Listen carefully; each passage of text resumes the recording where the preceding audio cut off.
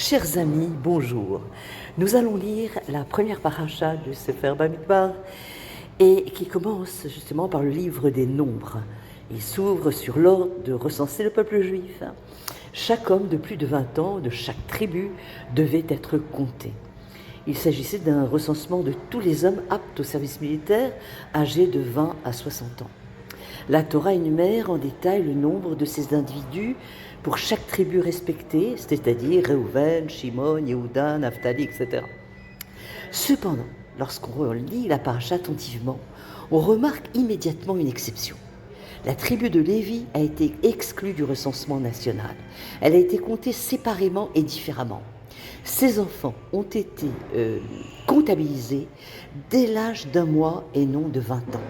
Alors, la question se pose, pourquoi la tribu de Lévi a-t-elle bénéficié d'un tel traitement? N'est-ce pas une discrimination entre tribus? Pourquoi ne pas inclure leur nombre dans celui du reste de la population? Le Midrash et Rashi expliquent que Dieu les avait spécialement désignés. Ils étaient considérés comme les légions spéciales du roi, l'armée royale de Dieu. Lors du tragique événement du veau d'or, où tant de Juifs servaient l'idole, eh bien la tribu de Lévi resta ferme dans son opposition. Ainsi, Lévi fut choisi pour servir au temple à la place des premiers-nés qui étaient initialement destinés à ce service. Effectivement, c'était les premiers-nés qui servaient de prêtres. Le Midrash rapporte ces paroles de Dieu. Les Lévites se sont rapprochés de moi et je serai proche d'eux, dit Akadosh Baruch Hu. Le rabbi de Gour, connu sous le nom de Chidouché Harim, était troublé par cette explication. Tout le monde ne servait pas cette idole. Seulement environ 3000 ont participé au veau d'or. Alors donc, pourquoi la tribu entière de Lévi a-t-elle été choisie pour servir dans le temple? Pourquoi Dieu n'a-t-il pas choisi quelqu'un qui n'avait pas servi pour le veau d'or, indépendamment de sa tribu? Pourquoi se baser sur l'appartenance tribale plutôt que sur la vertu individuelle? La réponse est simple et d'une importance capitale. La tribu de Lévi a fait bien plus que s'abstenir passivement de servir l'idole. Lorsque Moshe Rabbeinu, après la création de l'adoration du veau d'or, s'est crié « Qui est pour Dieu ? Qu'il se rassemble auprès de moi ?» La Torah témoigne que tous les enfants de Lévi se sont rassemblés auprès de lui. Le seul groupe collectif qui a répondu à l'appel a été celui des Lévites. Nombre de Juifs se sont peut-être abstenus d'adorer le veau d'or, mais lorsque Moshe a proclamé « Qui est pour Dieu ? Qu'il se rassemble auprès de moi ?» les autres ont gardé le silence. Ils étaient prêts à bien agir, mais pas à se lever à combattre pour la justice, le tzedek. Ils étaient prêts à se montrer bons en silence, mais ne pas prendre position et à déclarer la guerre au bain de sang, à l'idolâtrie et à l'adultère pratiqué lors des orgies du veau d'or. Seuls ceux qui s'élevèrent et ont protesté contre les crimes odieux commis lors de la tragédie du veau d'or ont été capables et donc d'être les guides spirituels de la nation, les ambassadeurs de Dieu dans le temple. Ce n'était pas une punition, mais une démonstration de la réalité. Pour être un leader, il ne suffit pas d'agir correctement, dans l'intimité de sa sphère privée. Il faut être prêt à s'élever contre l'injustice, à défendre publiquement la vérité, sinon on est incapable de diriger. Même si la plupart des gens se taisent, eh bien, il faut être prêt à défendre ce qui est juste. Un jour, un président aux États-Unis a déclaré que diriger un pays, c'est un peu comme gérer un cimetière. On a beaucoup de monde sous ses ordres, mais personne n'écoute, hélas.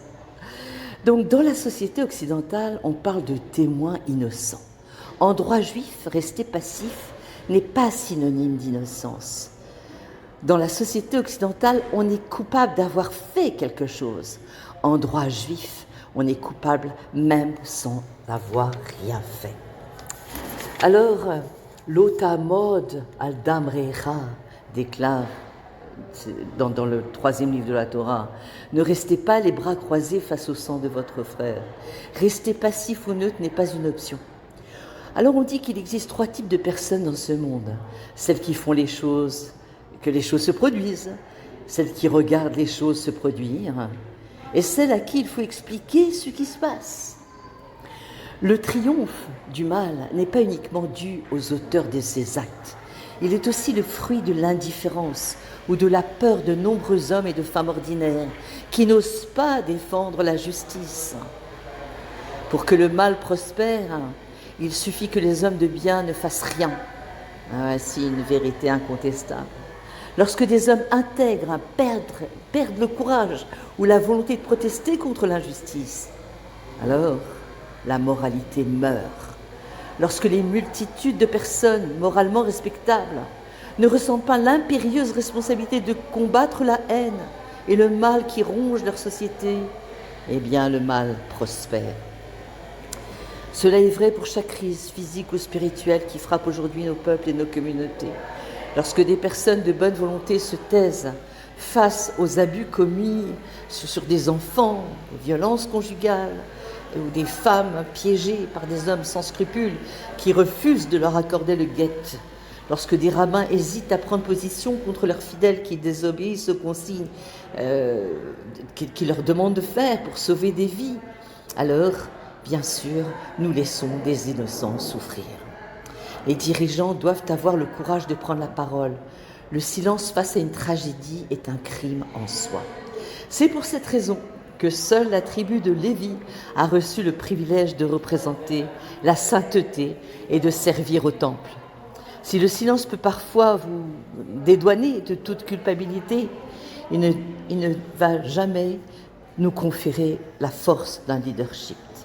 Donc effectivement, si on y réfléchit jusqu'à ce jour, les Kohanim et les Lévites, tous descendants de la tribu de Lévi, eh bien, jouissent d'une sainteté, d'un statut unique parmi notre peuple. Et grâce à un seul événement survenu, il y a plus de 3000 ans, lorsqu'ils ont choisi de ne pas rester silencieux face au cri de Moshe Rabbeinu, qui est pour Dieu. Et donc ça, c'est vraiment une leçon puissante. Il arrive parfois dans la vie que l'appel retentisse et nous invite à nous rassembler sous la bannière de Dieu, la bannière de la Torah, de la justice, de la moralité, de la bonté, de la sainteté. Donc, si on entend cet appel, effectivement, il faut y répondre impérativement. Donc, le problème, on a bien vu que le problème n'est pas seulement ceux qui ont fauté, le problème est aussi le silence de ceux qui auraient pu parler. Au moment du veau d'or, beaucoup n'ont pas participé, comme on a dit. Une seule tribu s'est levée, celle de Lévi, Mil Hashem Elai. Lévi n'a pas seulement été innocent, Lévi a refusé l'indifférence. Et cela, est-ce que ça nous parle aujourd'hui? Évidemment. Cela résonne d'ailleurs douloureusement après le 7 octobre, Shabbat, Simchat Torah. Nous avons entendu un silence suffisamment fort pour devenir assourdissant. Et peut-être que chaque génération entend elle aussi la question: qui est prêt à se tenir du côté de la vérité lorsque le monde hésite, minimise, détourne le regard? Alors, cette paracha Bamidbar est toujours lue avant la fête de Shavuot. Bamidbar veut dire dans le désert. Bamidbar, c'est Médaber, de faire de cet endroit de désert un endroit de parole, un endroit où va résonner des paroles de justice, de vérité et d'amour. Je vous souhaite Shabbat Shalom ou Mevorach.